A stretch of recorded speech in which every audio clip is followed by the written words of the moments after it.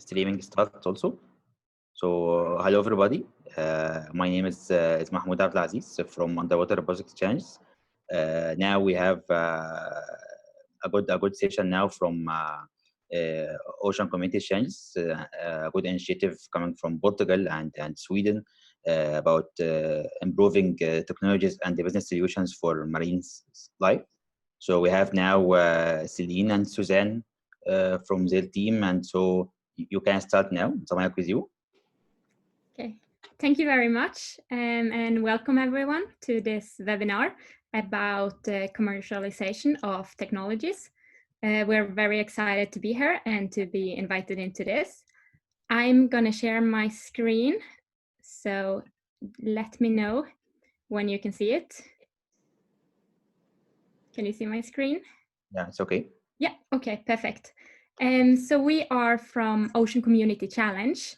And Ocean Community Challenge, it is a little bit similar to underwater robotic challenges in the way that we are working with students and encouraging them to develop their own technology or idea, building on a technology. However, we are also a little bit different in terms of our focus is a little bit more on the business side of it, whilst the underwater robotic challenges is a little bit more on the technology side of it. And in that way, we really sort of fulfill each other, and we have been supporting each other. And we now welcome all of the participants in Underwater Robotic Challenge to also submit their solution into Ocean Community Challenge.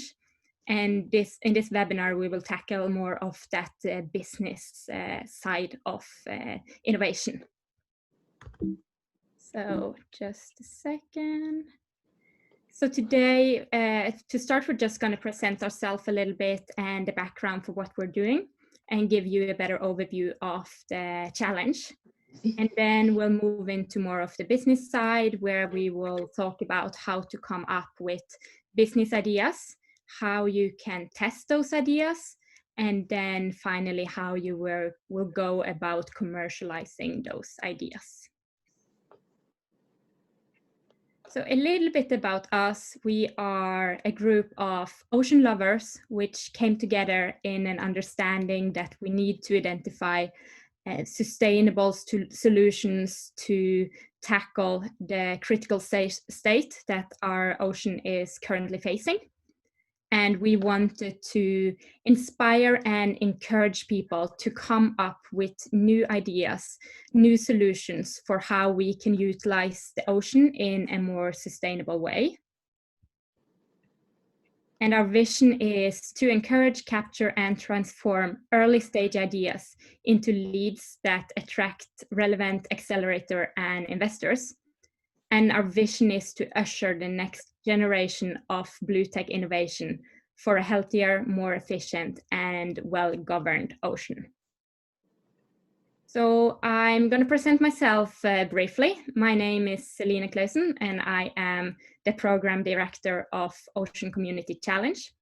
I have a background in business administration, and I'm currently conducting my Master of Finance at the Norwegian School of Economics. I have also been doing a few different things during my studies. I spent a semester at Berkeley where I was studying innovation, and I've also been working at a tech startup in Silicon Valley. And I have conducted a traineeship at the Norwegian Embassy in Lisbon. That's how I got involved into the Portuguese business environment. And eventually I've been part of founding Ocean Community Challenge with a group of people. We met up in Portugal, but right now, as you can see on this slide, we have all different backgrounds, and we really fulfill each other as a very diverse team. So I think, Susanne, you could maybe also present yourself a little bit briefly, that's here with me today. Yes, let's see if I'm unmuted. Can you hear me? Yeah, we can hear you. Perfect. Okay. So hello, everyone. My name is Susanne Wedin-Schildt, and I have the pleasure of working together with Celine in the Ocean Community Challenge. And my background is I just recently moved just 6 months back, I moved to Portugal from Sweden, and I have had quite a long career, over 30 years post my graduation, which was from business school. So I have a master in business administration, and I've been working across numerous industries in customer operations roles, but also with business strategy and consulting. I have managed large teams in operations. In DHL, I had 1,000 employees across 9 markets in the Nordics. In the telecom arena, I was, of course, exposed to technology more and more. So although I do have a business degree as a background, I ended up as a managing partner, heading up teams in consulting and solutions. In Tata Consultancy Services, I headed up business process transformation there in the Nordics, and then finally landed in Gartner as a managing partner working on IT consulting and strategy primarily. So a lot has been for me the last 2 years with working with digital transformation and such, and innovation. But just to wrap that up, I decided when I also took this leap of faith, moving from Sweden to Portugal, and that will be an hour in another webinar, but I decided then that I would look for something more purposeful. So I skipped out, as also Robin has, from this double-digit growth race in the corporate world, and decided that I wanted to spend my time to support and encourage new ideas in a sustainable manner for the better of this planet. So that's me. That's why OCC fit into my portfolio at present. Yeah. So that's a little bit about you. And in addition to this core team, which are hosting this challenge this year, we also have a solid advisory board, which has experience from a range of different industries and backgrounds.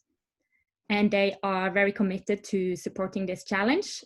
And in addition to this advisory board, we also have a team of experts with experience and expertise from a range of different industries, all relevant for this challenge. And they are committed to supporting our participants through all the phases of their sort of early stage innovation process. And so if you decide you want to participate in this challenge, and if you have any questions, if ranging from the technology to the business side, within marine biology, or what it may be, we do have experts that are ready to help you out and answer any questions you might have. So just presenting briefly our partners, which are also ranging from a lot of different industries, and building a strong organization. So a little bit about the background. Why are we organizing this challenge? So as I assume many of you might know, we are very dependent on the ocean. The ocean is covering 70% of the Earth's surface, and it's also producing 70% of the oxygen we breathe. So without a living ocean, there wouldn't be much of a living population. In addition, we have 94% of the world species living in the ocean, and 44% of the world population is living within 150 kilometers off the coast, also being very, very dependent on the ocean and its resources. Unfortunately, the ocean is facing a number of different threats. Some examples are rising sea levels, ocean warming, marine litter, acidification, habitat destruction, overfishing, and many, many more. And it's really, I think you're all with me when I'm saying we need to act now if we're going to turn around the situation. Luckily, we do believe that these ocean challenges can be turned into long-term business opportunities, and that our global goals, the UN Sustainable Development Goals, can be achieved through ocean innovation. And we know that good ideas exist. And a little bit of that challenge is to identify, capture, and transform those ideas into actual products and services. And a little bit of our sort of mission would be to target that or to bridge the funding innovation gap. So by identifying good ideas and connecting the entrepreneurs behind those ideas with early stage investors and accelerator programs. So to be a little more in detail, we can look at sort of the process of what we're doing into 3 steps. First, we are working with different organizations and identifying their pain points. And we have divided our challenge into 7 different categories. I'm going to come a little bit back to that. And then we support all the participants within all of these different categories. So we have experts within different backgrounds working directly on that sort of topic. And they are available to provide assistance and support to all participants. And all submissions will also receive feedback, so they can continue developing their solutions based on that feedback they receive. And finally, we do fuel these solutions. So we have established an ecosystem of early stage investors and accelerators, and we aim to connect as many ideas as possible to relevant investors and accelerators, so that these ideas that come into us can continue growing and actually turn into a real business. So that is also beyond sort of, I'll come back to the prize and the winners of this challenge, but beyond those winners of this challenge, we are connecting all relevant solutions to investors and accelerator programs. So a little bit more about the actual price for those top submissions we receive. The top 3 submissions will be allocated their very own business mentor, and we will schedule some sessions with that mentor, which they could be working on developing their solutions further, and also to be improving their business pitch. This will be virtual. It was supposed to be held in Portugal, but unfortunately, as we have seen the development of the COVID-19 situation, we have decided to make this virtual. However, we believe it will be an as good learning experience as it would be in person. And then finally, these teams will get the opportunity to pitch their solution to real angel investors at a virtual conference, and they will receive real-time feedback and input, in addition to potentially being invested into by these investors. And in addition, all these teams will receive some basic seed funding from Ocean Community Challenge, so ranging from 1,000 to 3,000 euros based on their performance in the pitch session. So moving on to the requirements to participate in this challenge, there is 3 main requirements. We want the submissions to include a technology. We want them to be ocean-based, and we want them to be sustainable. And for this challenge, we have defined some circular economy principles, and we want you to work a little bit around those principles in terms of sustainability. Except from that, you can choose which technology you want to work with. You guys already have the underwater robots, which we'll come back to a little bit more on how you can commercialize that technology. You can decide yourself what resources you want to work with.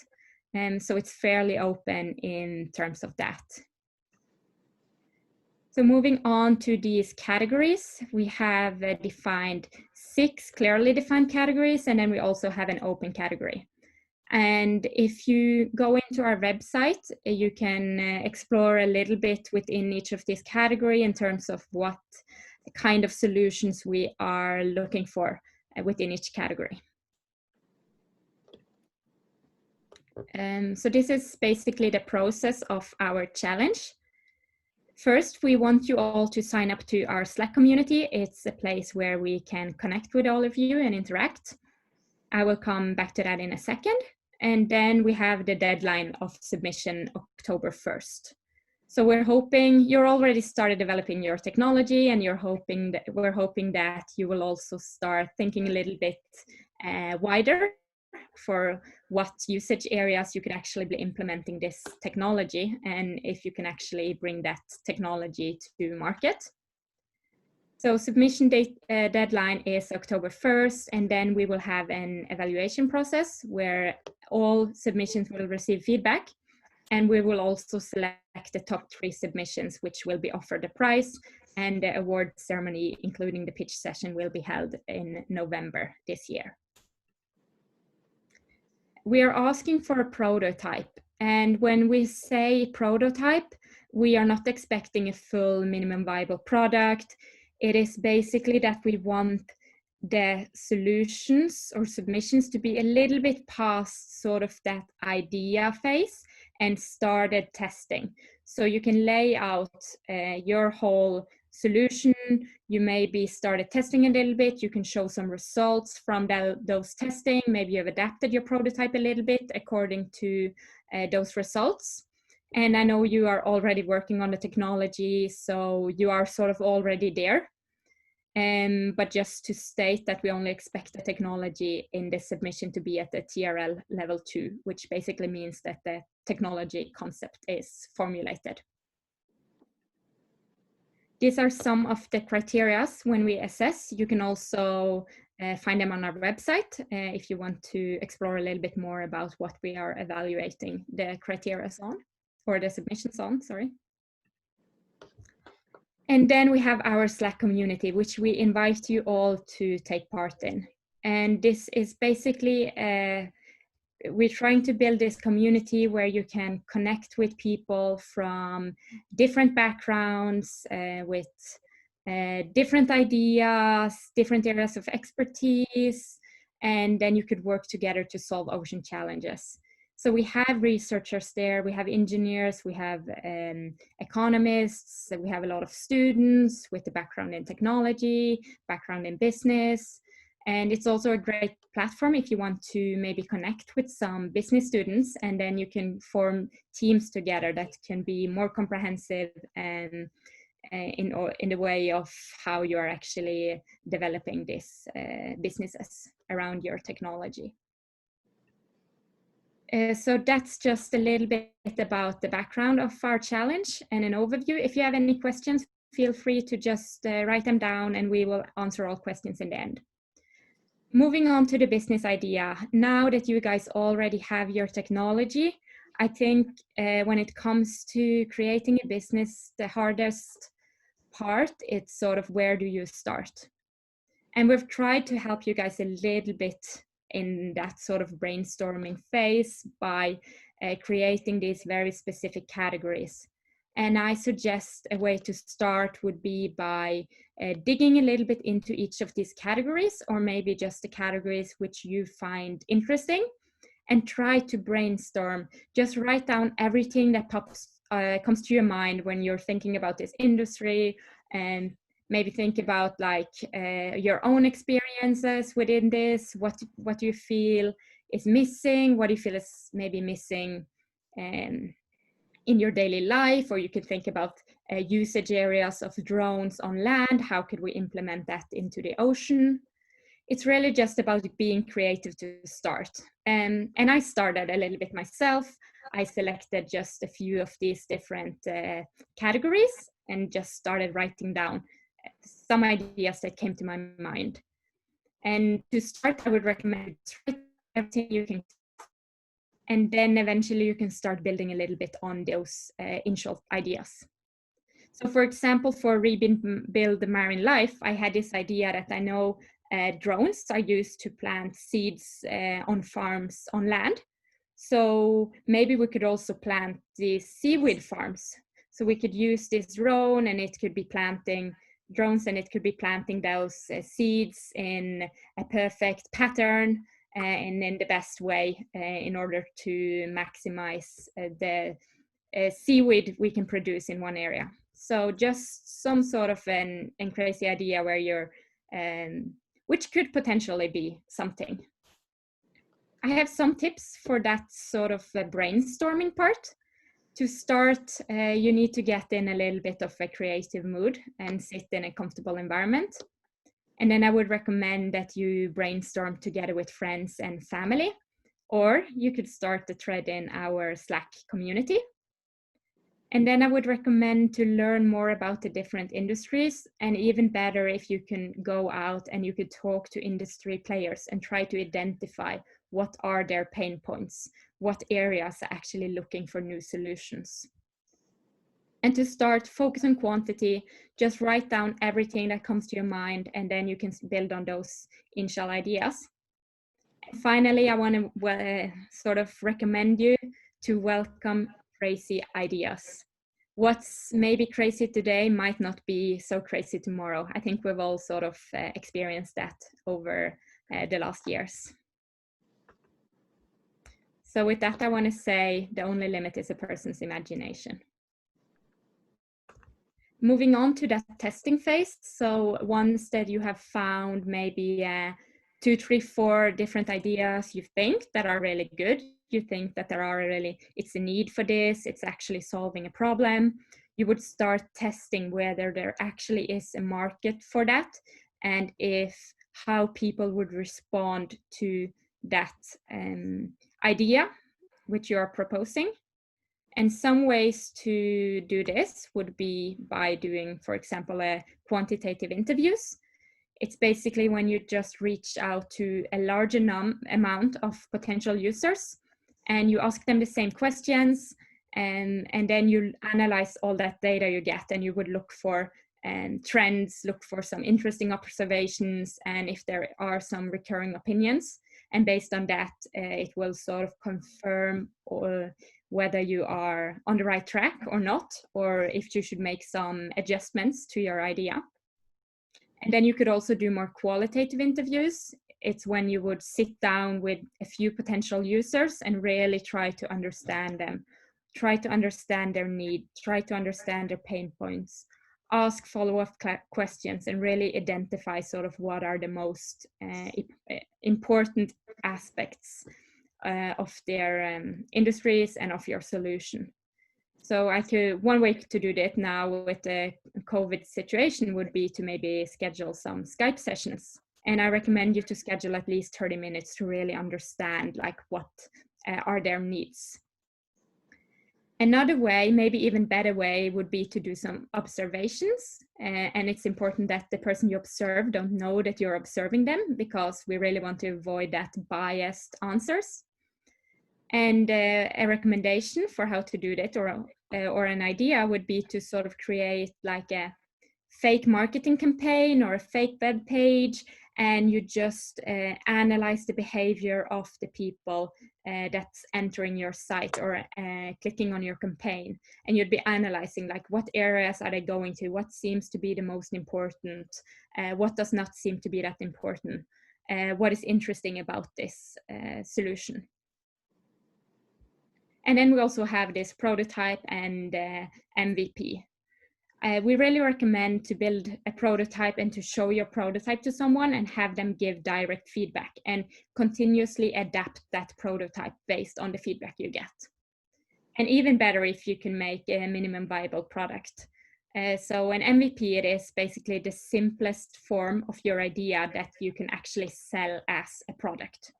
And if you have an MVP at a pretty early stage of the development process, then you could continuously be adapting that end product based on the feedback, and it will make your end version much better. Few tips for this part of the innovation process as well. And I would really, I don't think we can state enough how important it is to work closely with your customers when you are developing these solutions. You really need to make sure that there is a need and understand what are their preferences. And then work on identifying those pain points, because their willingness to pay for your solution will be very much related to what costs they are saving. It can be in terms of money, it can be in terms of time, or other costs they might have. And then maybe also work on identifying these different customer segments or groups of users, and understand how big is this group and is this a growing group? And also try to identify some competitors and some substitutes to understand how is the competition within this business idea that I'm creating? Are we actually able to enter this market and capture some of that, some share in that market?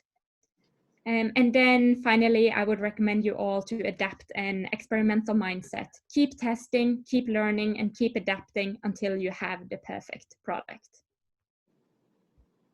So that's a little bit about that business development and testing phase. And I'm gonna give the word over to Susanne so you can talk about the maybe even more important part of this process. Yeah, well, they go very well together, Celine. Let me see now. Should I do something with... No, you can all hear me, and yeah. So I'll just continue then. Thank you, Celine. Well, it's very exciting, and I'm quite honored to be able to talk to you. And I'm sure you know already quite a lot. So some of what I will be presenting to you and bringing to you may already be well known, but so be it. Repetition is the mother of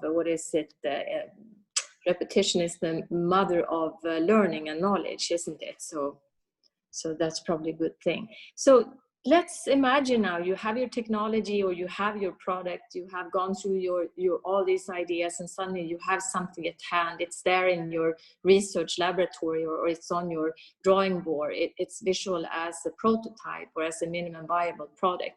And you want to find the path or the way to take your technology all the way out into the hands of a user, a customer, someone who can consider the value it brings and actually be prepared to pay for it. And at the end of the day, that would be the opportunity for you to actually make some profit from it. So now what? How do you do that? How is that accomplished? Well, that is what's involved when we talk about the commercialization of technology. And looking at the definition of the process as such, technology commercialization process, that is the process of transitioning technologies from the research lab or your drawing board to the marketplace, where once again it creates value and hopefully also a profit. I also want to highlight the expression and this beautiful word innovation. Now, if you look at different definitions of innovation, but putting it in context of commercialization, innovation is what happens in the intersect of between what's desirable to the users or customers, what is possible with your technology, and what's also viable in the marketplace. But when we bring in this expression commercialization, which is what we're all about today, when you add in your technology or your invention and you add the power of commercialization as an output, you get innovation. And innovation is what we talk about then, that actually is that output from the process and has that value that someone is prepared to pay for. Innovation. So you may also have heard a lot of discussion, of course, relevant to innovation, and you are in the field of innovators yourself. And you, I would say, with drones and underwater drones, that's definitely disruptive innovation. It's bringing something completely new into the marketplace, solving new problems, and also enabling new ideas to form. So disruptive, of course, that is something you already know what it's about. Now, discontinued innovation, the best example I have at hand there, I think, is Tesla. It looks like a car, it acts like a car, but when you open the hood, the technology and the components are completely different. So that is discontinued innovation. Radical functional innovation, well, that's something I would talk about remember this when this little music pod came out with all this music. That was a completely new device, but it wasn't new to listen to music. We could listen through transmission through radios, but that device as such, that was certainly radical functionality. It was a completely new device. But most of what we see in the innovative space can be linked back to what we refer to as sustainable innovation. And sustainable innovation is more of the where you look at how you can incrementally improve, or you can add to an already existing product or logic or component or process. But once again, I think it's important that we remind ourselves what innovation is. So that is the output, the desired output, the innovation, the value that we want to bring to the customer once we have actually managed then to move through commercialization or technology out into the marketplace. And the process as such can be drawn in several different ways. And I chose just to start with a very simple picture in front of you before we move to my more favorite one with a little bit more complexity, but also adding some more valuable understanding. So obviously, if it's a process, it has a beginning and an end, and you read it from the left to the right. And this picture shows a few important elements of the commercialization process. One is that the yellow bubbles here, the product planning brought into play, could be regarded as a sub-process in commercialization, and it can also reflect and represent you who are really the technology carriers and roles in this process. And just as important, then you will see that it's important, the value of making technology play together with process or business is fundamental in the context of commercialization. And that's what we also were talking about as a starting point for this session here, that what Celine and I more bring to the table is the understanding from the business perspective or the process perspective, whereas of course there will be no commercialization if there's not also a technology behind it. But once again, these two need to work hand in hand and move from left to right. And what this also shows you in this picture is that the team that you need for commercialization, be it your techie people or your business people, that team will need to grow across the timeline.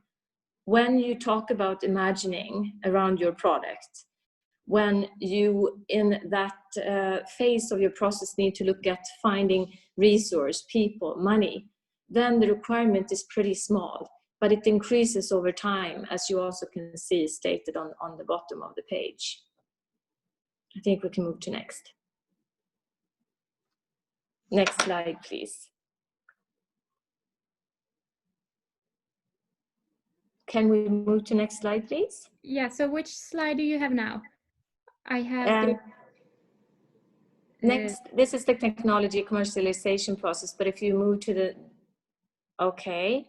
Now we need to have the a little bit back. Yes, Yeah.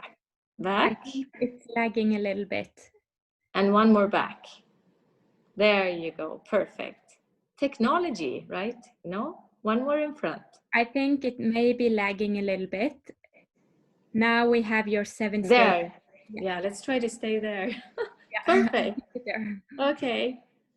So this picture shows the process a little bit different in boxed stages and with two main phases as headings, the assessment phase and the implementation phase. And also you can see that there's an added timeline. And I think the timeline goes without saying, it depends on your product. It depends on the technology at hand. So this is just exampling the journey. But more important is that for the assessment phase, there's a lot of what if or if trial scenarios where basically it's not about the output as such, but it's really about over and over, plan, do, check, act, plan, do, check, act, asking those key questions before you actually allow yourself to pass the control gate over to the next stage. So unless you can favorably respond to those key questions in stage one, when you scrutinize your value proposition, do you have actually distinct elements and unique elements in your technology? And does that technology hold competitive edge or advantage? And is it addressing a market opportunity? Are there actually customers there or users that could see the value and would be prepared not only to accept it, but also pay for it? Unless you can respond yes to those key questions when you look at your first stage, you need to continue to work on your value proposition. And that could, at the end of the day, include the understanding of needing to spend more time in your laboratory research or in more activity relevant for market research. The stage two competitive advantage similarly when you're happy with your value proposition, you need to continue asking smart questions. Are there proprietary strategies available? And is it actually still providing a competitive market advantage? Are there actually restrictions there that's preventing you from capitalizing on that advantage that you can see at hand? And how will a competitive advantage be established and sustained otherwise? And unless you can respond to those questions with confidence, it's the same thing.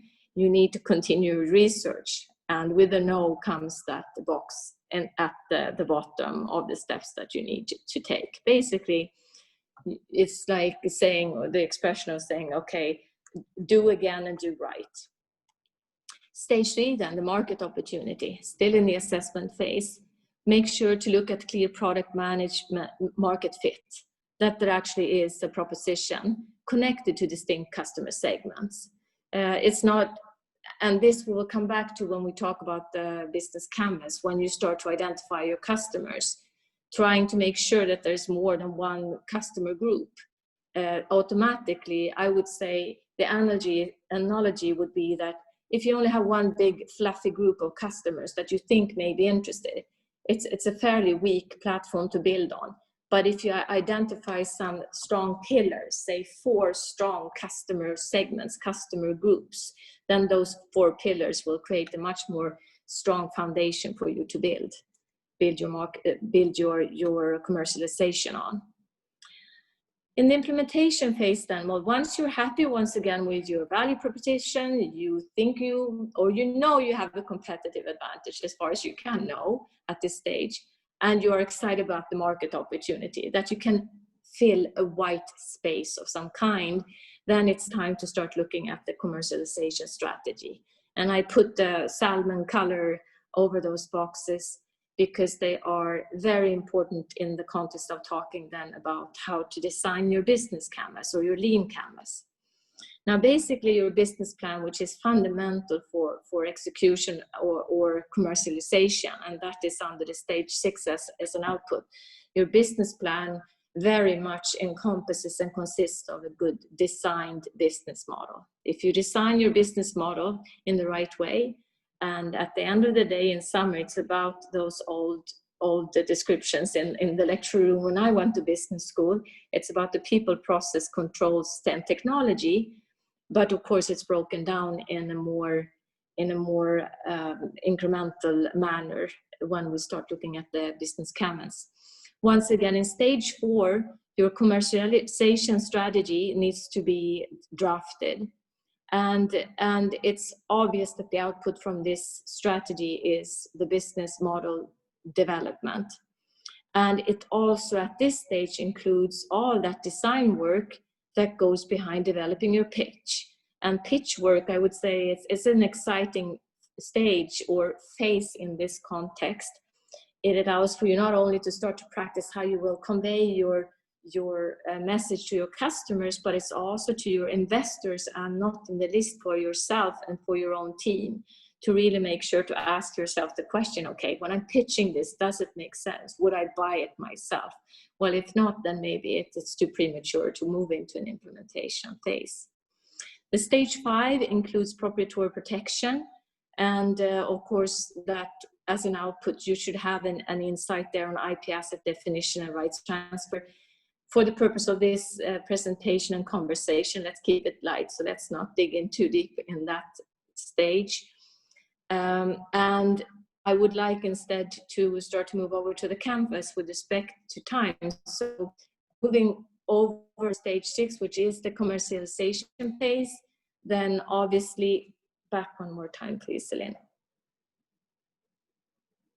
Yeah, because the final stage of this process and implementation, it starts to discuss the license revenue and such. And that is when you're there, you will have gone through quite a number of stages, and hopefully this makes much more sense to you when you are there. Now we can take the next slide.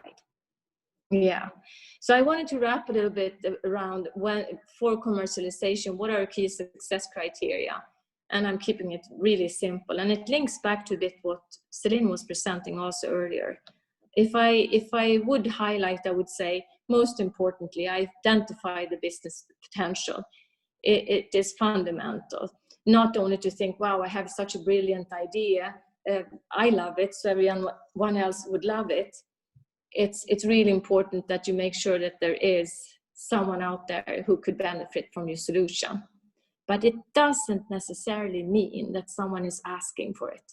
And I think that's important to remember for you as entrepreneurs and with the brilliant technology you have at hand. Because very often the case is that we don't really know that we need it before we see it.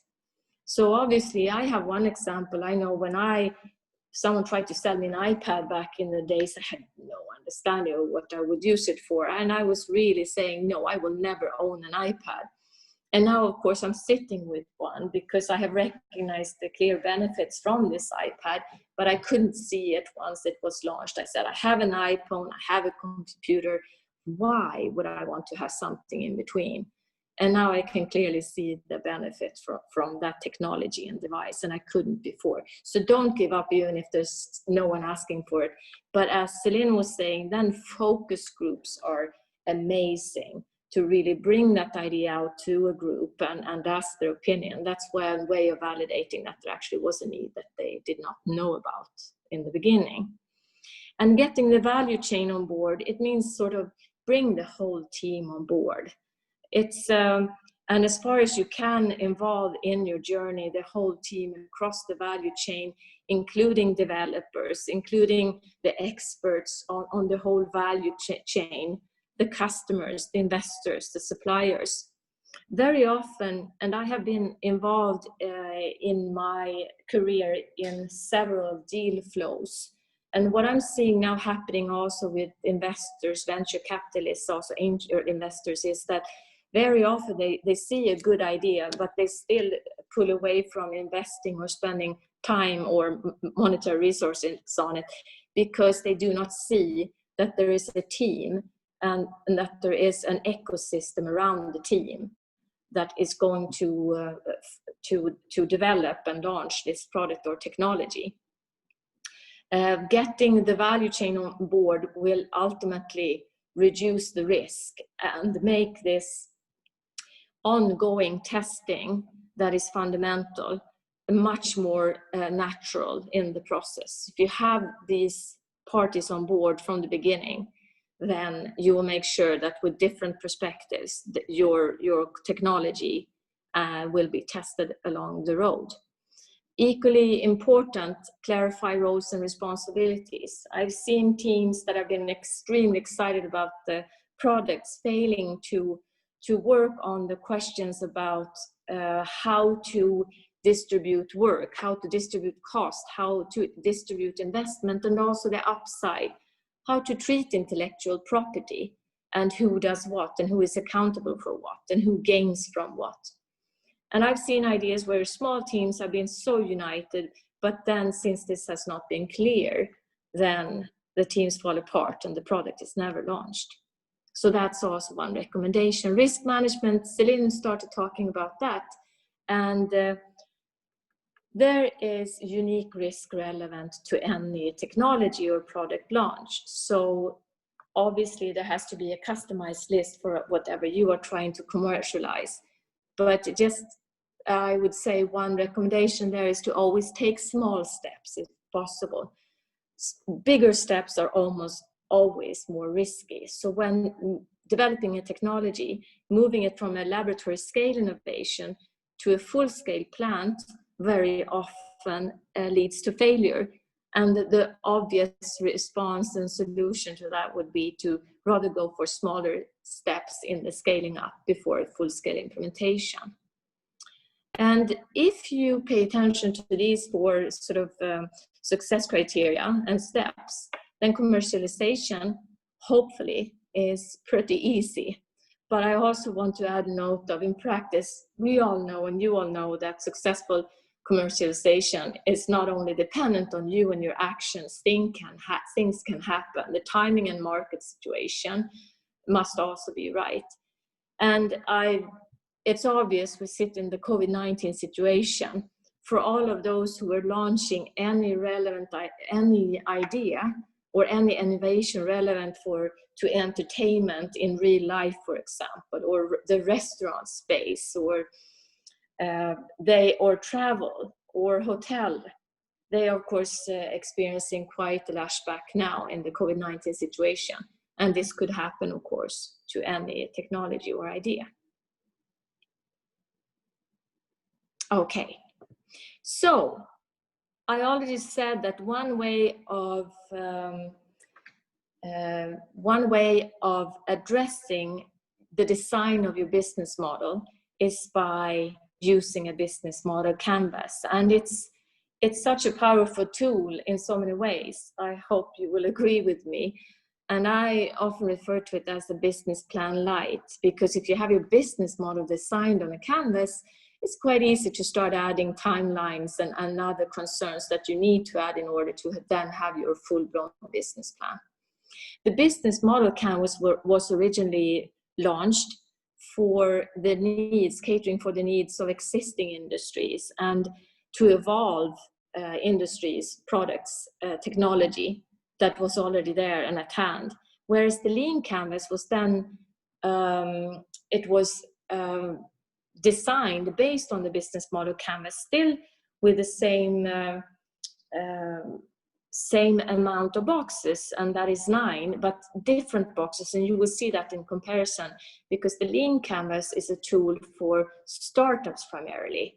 And that argues that the canvas should be set up a little bit differently. We can move forward. Yeah, so here you see the 9 categories of a business model canvas. And funny enough, how do you fill it in then, and how do you use it? Well, and the way I work with a business model canvas, the fun part is, well, if you have the opportunity to have a big whiteboard, something big on the wall, that's how you basically should be using it, and to play around in each box. And then at the end of the whole design work, then it's time to link the boxes and tidy up and go through it again and tell the story, and also do a significant amount of assumption testing. But I think the main message for me is to, under each box, be as creative as you can when you launch this exercise. And the way you fill in the business model canvas is starting at the end of the customer. And before you do, the most important, I would say, question to respond to is, what is the purpose of your business? Now, by identifying that, the whole exercise becomes easier, because all these other components and boxes fall in under that heading. I'll give you an example. So what is the purpose of the business? Well, for anyone entering into the Ocean Community Challenge, there could be an idea of, how do I clean up the ocean? How do I clean up the ocean from plastic? And then it's easy. So the business idea basically here, or the purpose of this business, is to reduce the amount of plastic that goes into the ocean. If you look at Uber, you may say that, well, the purpose is to present an opportunity for transportation of customers as quickly and flexibly and cost efficient as possible. But it could also be based on your customer segment. And we can look actually at the other slide. Why don't we bring up the other slide, Celine, to make this more live. Yeah, so once again there, to make it more hands-on for you. When you start with identifying and listing your customer segments, let's take Uber as the example. Because obviously you have the end user or the customer, the passenger, him or herself, but you also have other user segments or customer segments, customer for your technology or your model. And in this case, we have also listed drivers. The next step after identifying your customer segments is to look at the value proposition. And obviously, it's different for the passengers compared to the drivers. And when you draw up your business model canvas, you should be catering for both. So you ask yourself, okay, what is the value proposition for the passenger? Well, it's great to have the taxi on demand.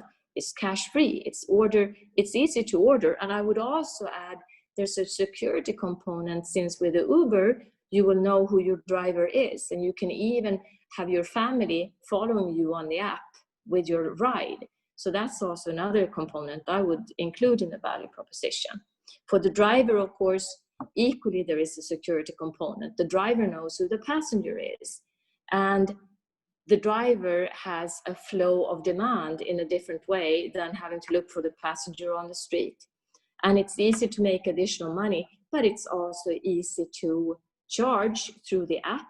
And what's also, I would say, part of the value proposition for Uber is that the driver has a more secure ride, because the driver does not carry cash. And in the past, we know that several taxis were actually robbed when they were carrying cash in the car. So that's that then. And once you've done that, and that's a very simple explanation, you start to look at your channels. So between your customer segments and the value propositions, how will you move your value proposition over to your customers? And this is across the whole life cycle. So it, of course, includes both saying, okay, how will I market and sell? How will I transfer the value proposition as such? And how will I service my customer, be it through technical support or customer service? So there you want to list your channels that you are planning to design and maintain, operate and maintain. So it could be, of course, a mobile application. It could be social media marketing. It could be PR. It could be that you say, okay, in my customer relationships, when you start to look at that box, here we only added highly automated customer relationships, but it could be that you decide that some of your customers, based on your business model, based on your product, based on your technology, would require and deserve personal service. And then obviously you would need to add a channel there, be it retail or some other personal service. So between these two boxes, already here you would start to ask a question and then move back to the previous box. That's a good example of that. So if you decide that, wait a minute, this customer segment deserves a personalized customer relationship, then you will have to step back into your channel box and do the obvious change in that box as well, or addition. So that's also the cleanup that happens at the end. You would, of course, be doing also as you move through the canvas and design it from the beginning. Then we have completed those 4 boxes, and it's time to move over to key partners, key activities, and key resources. And obviously, those headings speak their own standalone. It says what it's all about. And key partners in this case, we still have used a color scheme to differentiate between passengers and drivers to make the example relevant. So key partners here could be drivers who own cars, but it could of course be key partners. It could be the service stations for the drivers who own the cars, because you may want to actually service your drivers with special loyalty programs where the drivers can get the car serviced in a way that they will become even more loyal to an Uber or the next Uber wannabe. And you can also see other partners relevant for this business model in terms of payment processors. It could be insurance companies, of course, authorities, and so forth. When it comes to the key resources, then you should, of course, be looking both at human resources, technology resources, but also pricing resources and monetary resources. That's what you put into this box.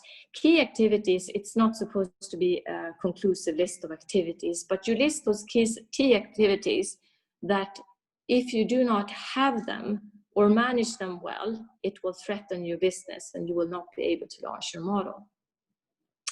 Okay, and then you are at the point of almost concluding this business model canvas, starting to look at the cost structure and the revenue streams. Now, revenue streams, it's easier to talk about revenue streams, and you need to do that by customer segment. Once you've identified your segments, you've talked about the value proposition, you have looked at what channels you will set up to service your customers, and you also have looked at the relationship model and what interactions you will expect to maintain. Then you can start to look at the revenue stream and what price you would expect the customer to pay. And it definitely is based on the cost structure, the underlying cost structure. Revenue stream, that is definitely different between customer segments, and you need to take into account if you have a revenue where you pay by subscription monthly, is there a transaction, a fee, and will there be repeat customers, or do you have one-off customers? All that, of course, needs to be catered for when you start looking at your revenue streams. And basically then, so before we leave this slide then, and it's a really quick walkthrough, but I hope you get the general idea. What then, when the canvas is once again prepared and designed, you have it on the wall with your team and you're happy and there's so much text in it, then it's time, of course, to clean it up. And it probably doesn't look this clean from the beginning, but that's then, of course, what should be happening. Telling the story from a business model canvas is a really cool thing. Once you've cleaned it up and you have your business model canvas, it's an excellent slide to bring when you want to present your idea to an investor, to a potential partner, or for someone that you want to join your team. But I would advise that if you do, then bring it blank and fill it in box by box as you present it, because it comes to life in a much better way that way. Now we can move over to the lean model canvas. Still those 9 boxes, but the headings have changed. And obviously, if you look all the way to the left, being more of a startup, an entrepreneur, maybe even a disrupting entrepreneur, you need to pay more attention to the problem that you're trying to solve, because there may not even be if there is a problem need identified, may not be a pre-existing solution at all to look at. So that's a very important box to pay attention to list your customers' top problems, or identify and describe here what need it is that you believe that you will be solving or fulfilling, and making sure that you really scrutinize and look into the market and see, are there existing alternatives or not? Or can you, if so, create an unfair advantage? Now, that heading, that's what's in use when you look at lean canvases. I would rather use the expression, what you want to look for here is barriers to entry. You want to create barriers to entry. Unfair advantage is a very, I would say, misleading heading. So it's all about trying to figure out a standard or a product, a standard, something that locks the customer in and prevents competitors from immediately entering on stage. Being the first is not always a good thing. Being the next follower very often is better, because then you do not have to absorb the first cost and investment for being the first in the marketplace, and all the cost that goes with the market penetration and R&D and such. But therefore, in this box, it's about saying, okay, what can we do if we want to launch, when we want to design this business model to actually prevent others from entering and poaching on our business model. Customer segment, once again, is the same. Problem identification comes next. The cost and the revenue streams you manage in the similar way. Looking at solution, that box, that's about, there should be a number 4 in that box also. I apologize for that. But looking at solution, that box is there because obviously if you are a startup and you are designing your new product, new idea, it's very important to pay attention to that and spend time on it to make sure that your solution is really robust and that it's also deliverable. You can, of course, depending on what product it is, you have different means of presenting a full or not solution design.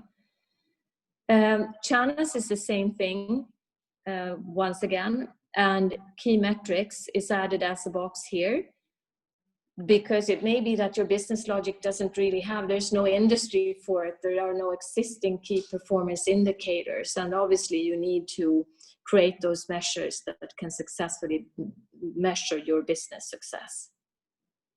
So that is the lean canvas. So maybe we should look at the next slide. And another unicorn, Airbnb, in the lean canvas. How are we doing with time? I will not comment on all the boxes here. You will have this presentation at hand, so I'm sure with the way that it's presented here that you can do your own reading. And do you have questions, then you are welcome to forward them to us. Mm-hmm. Yeah, so unless anyone has any questions to me, I would just want to say that whatever journey you are on and whatever ideas you identify, someone else isn't doing it. You are the one doing it. Don't think someone else has caught up on a good idea, and don't get discouraged thinking, oh, but someone else is probably doing something. Get to it. And it doesn't matter how many times you fall. Getting up one more time is what counts. That is what I would say defines a winner. So get your knees bruised, but get on with it. Get up one more time, and ultimately you'll be there with commercialization of your technology. Thank you. And I just want to add, Susanne, as for our challenge, we are here to help the participants through this process. So if it seems a little bit overwhelming at first, we don't require that you have like a fully developed business model. That's where we are to guide you and also to provide feedback on what you have. So don't be afraid of submitting your proposal at where you're at. And we will also share this. I can add this presentation to our Slack community. So everyone is welcome to sign up for that channel, and you'll be able to access this presentation and also to continue asking any questions you might have after this session. But I don't know if there are. Okay, thank you. I think now we are open for questions, but till now we don't have any questions. Okay. So it seems that there's a question for now. Okay. So thank you, Mahmoud, for giving us this opportunity, and we are very excited about having connected with you and your teams, and look forward to the next steps. Yeah, thank you too. Thank you to Celine too, and thank you for all attendees, and hope you can submit your proposals for Ocean Community Change. Yes. Okay.